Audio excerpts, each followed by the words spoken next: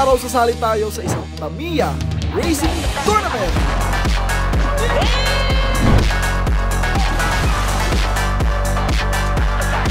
Simple lang naman ang rules ng tournament na to. Kung sino ang mananalo sa round 1, sila lang ang pwedeng maglaro sa round 2. At kung sino naman ang mananalo sa round 2, sila lang ang pwedeng maglaro sa round 3. Hanggang sa 3 players na lang ang matira at yun ang magiging championship round. Let's go! Round 1, Game 1. Ang laruan ni Erwin dito ay ang dilaw na Tamiya at ang dalawang kalaban naman ay pupwesto sa una at pangalawang racetrack. Sa kasamang palad, nag-overshoot agad at walang pinalad sa kanilang tatlo.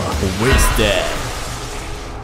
Malungkot ang ating mga manlalaro, isa na dito si Erwin at unang sabak pa lang hindi agad kinaya ng Tamiya niya. Para sa round 1 pa rin, Game 2. Ganun pa din ang pwesto ng mga sasakyan, una at pangalawa ang kalaban at pangatlo naman si Erwin. Nasa pangalawang pwesto dito si Erwin hanggang matapos ang unang lap, pero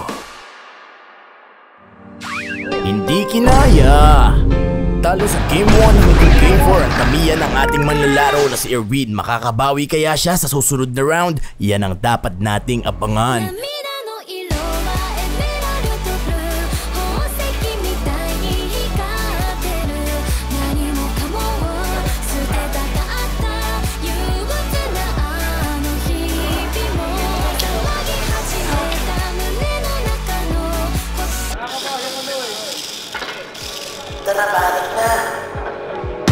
Ito na ang simula ng ating Game 5 at malalamangan kaya ng pag-upgrade ng Tamiya niya ang mga kalaban. At nasa pangalawa ang pwesto ni Erwin dito.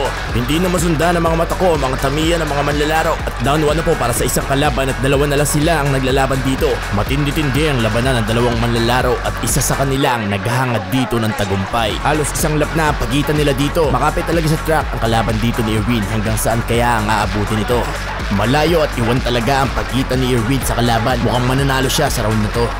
Hanggang sa sumuko na at nag-overshoot na ang kalaban. Sa wakas na ipanalo niya ang laban na to. Winner! Ayos na din. Sabi ko sa'yo, mananalo din tayo. Hintay mo lang. And round 1, Game 6. May panibago na naman tayong aabangan kung maipapanalo pa din ba ni Erwin ang game na to at madedepensahan niya na mapupunta sa number 1 ranking. Nauna dito ngayon si number 2, mukhang malungkot na sasapitin dito ng mga nasa hulihan. Kasalukuyan nagkapalit ng pwesto dito si number 2 at 3. Pero sa kasamaang palad, disgrasya ang inabot. Marami talagang nahihirapan makatawid sa ramp na to.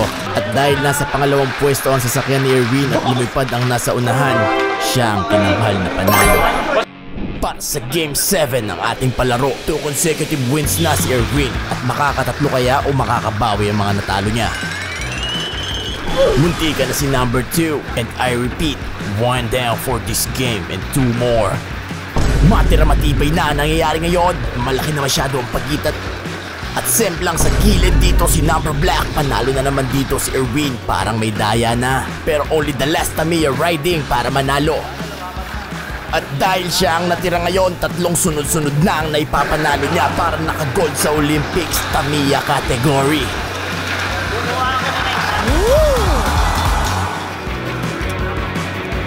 Tatlong panalo na, boss.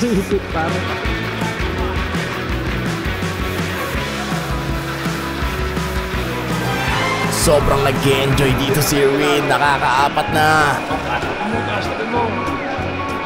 Hindi na ako eh. Ay puta rin ang vlogger yung kaibigan namin!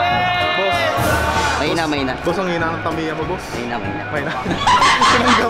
Tinanggap, hindi lumawa na trash talk. It's start of Game 8. Medyo gigil na mga kalaban at gustong-gusto na talaga nila makabawi. At sa sobrang gigil makabawi, ayun sumalpok sa Gedli ang Tamiya ni Kuya. Medyo tikit ang laban dito ng dalawa at nasa hulihan humahabulan dito si number yellow. At muntikan pa sa hump si Erwin, buti naka-recover din agad. Sa isang iglap nakahabol agad si Erwin, mukhang nalalapit na siya sa kumpyonato. Ganun lang yun? Hanggang sa iniwanan na nga ng ilang milya ang kalaban. Anong klaseng na play kaya ang ginawa ni Erwin sa sasakyan niya? Bakit hindi pa din siya mahabol? At sa pang-5 siya pa rin ang makakakuha ng panalo para sa game na to. Winner!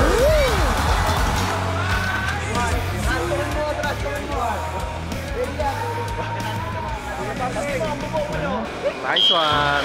Ilang panalo ka na? Nine go. 1, 2, 3, 4, 5. Kami na naman ni boss. Oy, kami na naman. Ito yung matrash tong kalaban eh. Oo. Wala pa akong panalo dito eh. And Game 9 of Round 1, medyo mabigat-bigat ang kalaban na player dito ni Erwin. Kakayanin kaya ng Tamiya niya may panalo ito. Nasa ulian ang pwesto ngayon ni Erwin. Mukhang matatalo na ata siya ngayon matapos ang sunod-sunod na panalo. Pero sabi niya, hindi ako papayag, ipapanalo ko ulit to. Mukhang pumapabor ulit sa legendary Tamiya ni Erwin na naman ang panahon. Sa wakas, medyo minalas ang karibal ni Erwin ngayon. Talagang wasakan talaga ng racetrack ang nangyayari. Lahat ng kalaban talaga ay naiiwan bigla. At hanggang sa pang-anim ay naipanalo na naman niya ang Game 9. 6 consecutive wins. Malis na agad yung kalaban, ayaw matrash talk. Game 10 of Round 1. Ayaw talagang sumuko ng mga kalaban ni Erwin at patuloy pa din siyang nilalabanan, parang hindi nadadala. At dito sa hardest ram ay parang nawalan ng balanse ang Tamiya ni Erwin. Muntikan lang, pero di pa rin nakaligtas ang kalaban.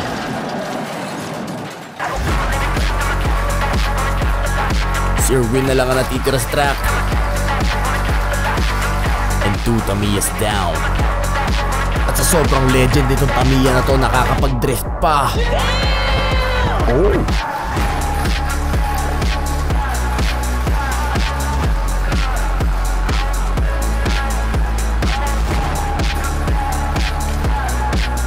At tuwang-tuwa ang bata dahil 7 na ang naipapanalo niya. 7 consecutive wins. Last game of Round 1. Siya na lang ang pinalaro kasi ayaw niyang panalunin yung iba kaya binigay na sa kanya yung bonus round. Erwin, panalunin mo naman yung iba. Huwag kang buhaya. Tingnan mo, panalo ka na naman. Champion, boss. Gold medal ang nauwi ni Erwin. And Round 2. Dito sa second round magkakaalaman kung makakapasok ba sa championship o uuwi na lang luhaan. Round 2. Fight! Sa unang lapag ng Tamiya ay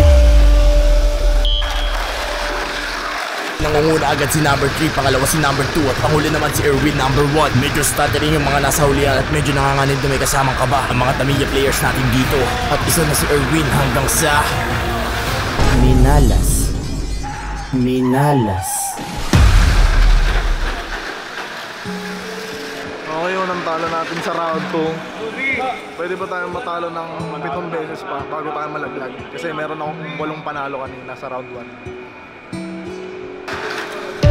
Sa kasamaang palad, hindi ko na ipanalo. Sinisisi ko yung mga nangyari, bakit pa ako nanalo? Kung matatalo rin pala, di ko matanggap yung nangyari. Di ko yun inaasahan. Kasi malupit ako eh. Biglang naglaho parang bula yung mga pangarap ko. Gumuho. 7 beses kong tinrabaho para manalo. Pero wala pa rin. Hindi kinaya ng powers. Lobat na nga siguro yung Tamiya ko. Gagi. Lobat nga. Okay, laglag na tayo. Uy! Nag-announce ako ha. 9:35. Silasan ng ticket ha. Hindi naman nanalo. Hindi man lang umabot ng championship. Mahina ito, pre. Kailangan natin ng mas malakas. Uy. Ano to, bossing? Ito yung gumawa dito, ito yung may-ari ng trophy na to. Magcha-champion ka dyan. Binibenta to, bossing? Oo. All Tamiya yan. Magkano to, bossing? 7K. Pati lagayan. Yan ang gusto ko sa mga sales stock mo pare. Boss, sa'yo na lang. Swap. Mag-a-add ako. Swap. Lalakas ka na dyan.